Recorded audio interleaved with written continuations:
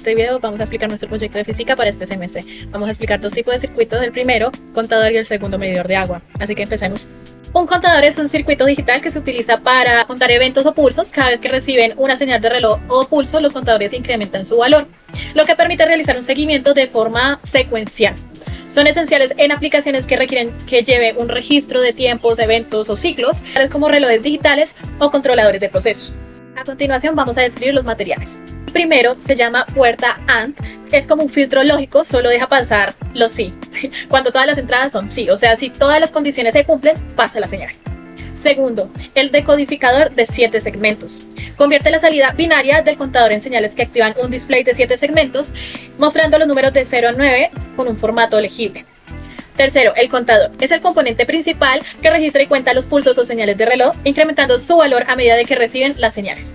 Cuarto, el display de 7 segmentos. Es un dispositivo que muestra los números del 0 al 9 mediante 7 barras que se iluminan en diferentes combinaciones para representar los dígitos. Y quinto, el diodo, que permite que la corriente fluya en una sola dirección, protegiendo el circuito y asegurando que las señales generen pulsos en la dirección correcta. Debemos entender varias funcionalidades o debemos entender por dónde pasa la energía, cómo es que se produce y por qué, ¿cierto? Hay varios puntos principales. ¿Por dónde pasa la energía en nuestro proyecto principalmente? Todo inicia desde este señal de reloj que nos envía un clic cada cierto tiempo para marcarnos los segundos en el primer reloj, que es este. Como podemos ver, siempre cuando lo activamos nos va a estar dando una señal cada segundo y lo que va a hacer es marcarnos una señal dentro del reloj. ¿Qué hacen los componentes lógicos? Van a mandarnos una señal a cierto tipo de cables para marcar ciertas líneas en específico y se muestra el número que nosotros necesitamos ver. El siguiente punto que tenemos que entender son las puertas lógicas o las AND gate. En nuestro caso vamos a usar la AND gate o puerta AND porque hay muchos tipos de puertas lógicas. Está la NOT, está la OR y todas tienen una función diferente, pero la de nosotros, ¿por qué es tan especial? Lo principal es que todo se basa en una pequeña tabla de verdad. Yo creo que todos conocemos una tabla de verdad y cómo funcionan los números binarios. 1 es encendido, 0 es apagado. Entonces, esta puerta lo que hace es marcarnos que cuando los dos valores que ingresan dentro de las dos corrientes son positivos, esta puerta lógica nos permite el paso de energía.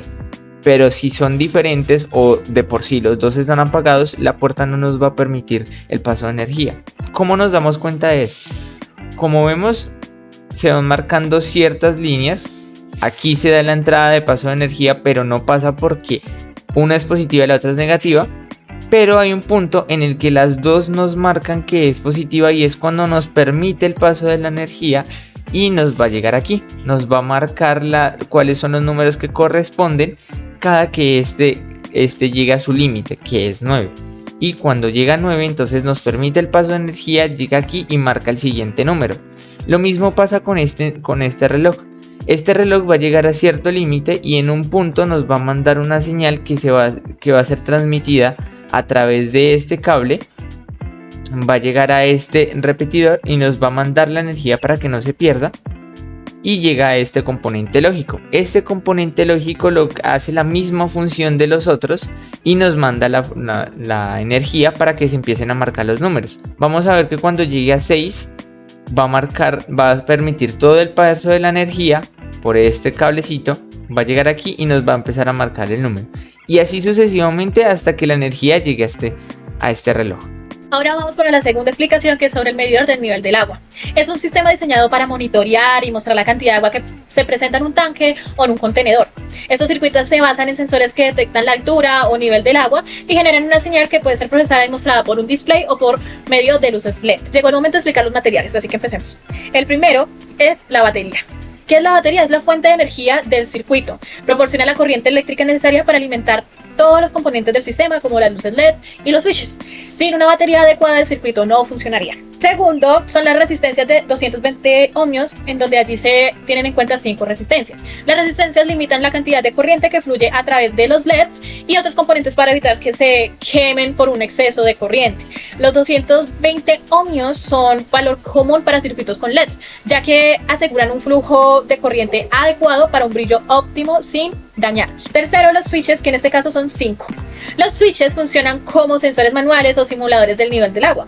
Cada switch representa un nivel específico de agua en el tanque y cuando el agua alcanza cierto nivel, el switch se cierra, permitiendo que la corriente fluya y encienda el LED correspondiente.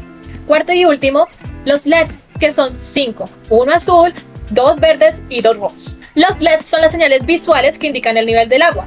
Por ejemplo, el azul indica el nivel más bajo que hay en el agua, es decir, que hay muy poca agua. Los verdes, que son 2, indican que el nivel del agua es adecuado, es decir, está en un nivel normal o intermedio. Y el rojo indica niveles críticos, como en el que el tanque ya está lleno o está a punto de que el agua se desborde del tanque y demás situaciones ya es algo crítico. Ya entrando en lo que es la presentación del circuito eléctrico como tal, aquí podemos encontrar el circuito, se encuentra en funcionamiento y más o menos la reacción de este sería tal que así, en el que simplemente la corriente quedaría recortada sobre los switches esperando a que se activen.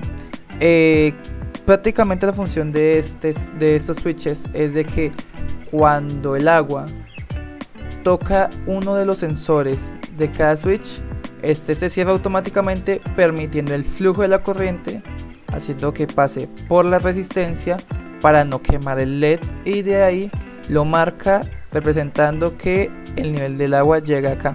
Lo mismo sucede con los otros, si llega al siguiente nivel lo cierra el switch permitiendo el paso de la corriente y activa el LED haciendo que la corriente pase por la resistencia, que esta fue calculada utilizando la ley de Ohms, que nos da un total de 220 por resistencia, haciendo que cada vez que un sensor se entra en contacto con el agua, este se activa automáticamente marcando en el circuito eléctrico que ya el nivel del agua llegó hasta X punto determinado.